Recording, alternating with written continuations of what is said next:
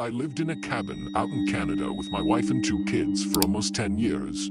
It was the life we all enjoyed, living out in the peaceful and quiet forest. The location of our cabin was very isolated, with no roads even leading to it. However, there were several other families that lived out in cabins a few miles around us. Over time, thin and faint paths formed between our cabins as we would often trade and join each other for dinner. We had a small farm for vegetables, as well as a variety of livestock. Overall, our lives were good and quiet for years, but things took a very sudden turn. I was up late one night, sitting in our living room, reading as I usually did, when I hear the cattle start moving around frantically outside. This was really unusual this late at night, so I went over to the window facing our backyard and moved the curtains aside. All of the cattle were on the far left side of the field, moving quickly as if they were running away from something. I shifted my gaze over to the right side, and I couldn't see much through the darkness, but after my eyes adjusted, I was able to make out a very large deer standing partially behind a tree, facing the house. It was very still, not moving at all, just looking in my direction. I couldn't tell if it was looking at me directly, but it gave me a very uneasy feeling. I didn't understand why the cattle would run from a deer, but seeing as it was nothing dangerous, I closed the curtain and went back to reading. A few more weeks go by as usual, before my wife wakes me up in the middle of the night. "What's going on?" He told me to be quiet and listen.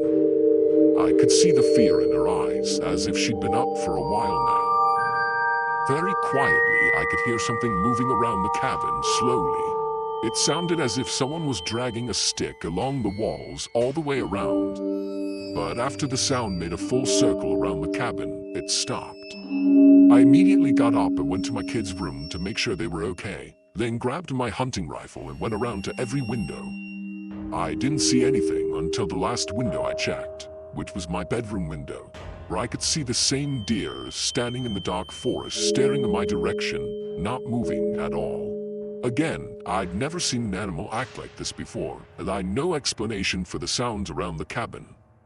A dark feeling fell over me, and I closed the curtain. I didn't know what was going on, but it was beginning to make me paranoid. I didn't believe in anything paranormal or possessive, but this was hard to wrap my head around. The next morning, I decided to take a long walk to one of my neighbors' cabins to ask if they had experienced anything unusual lately. I told my wife to keep the kids in the house and to make sure everything was locked, then headed down the path. The whole first mile, I was just trying to come up with any possible explanation for the events that had been happening, but the more I thought about it, the more scared I'd get. Halfway to my neighbor's cabin, I got a weird feeling, and almost instantly I heard leaves rustling behind me. I turned around and met the eyes of the deer, standing right on the path just 15 to 20 feet from me. Staring into its eyes, chills ran down my entire body as I noticed white around its iris and small pupils, a distinct feature to that of human eyes. I turned back around and ran all the way to my neighbor's cabin, practically in tears as I had just witnessed something that I believed could not even be true. Thankfully, my neighbor was home and settled me down when I arrived. He seemed worried for me, but in a different kind of way than I was expecting. When I told him of what I'd seen, he didn't even seem surprised. Sitting in his cabin, he began to share with me his beliefs of the Navajo Skinwalkers. He said that they'd only show themselves if they wanted something from you, or if you have disturbed them. Him talking about it seemed to make him at peace though, which only terrified me even more. I left soon after, and luckily nothing happened on the way back. During the next few weeks, I could barely sleep and had horrible paranoia. But after a while of nothing else happening, I began to get better.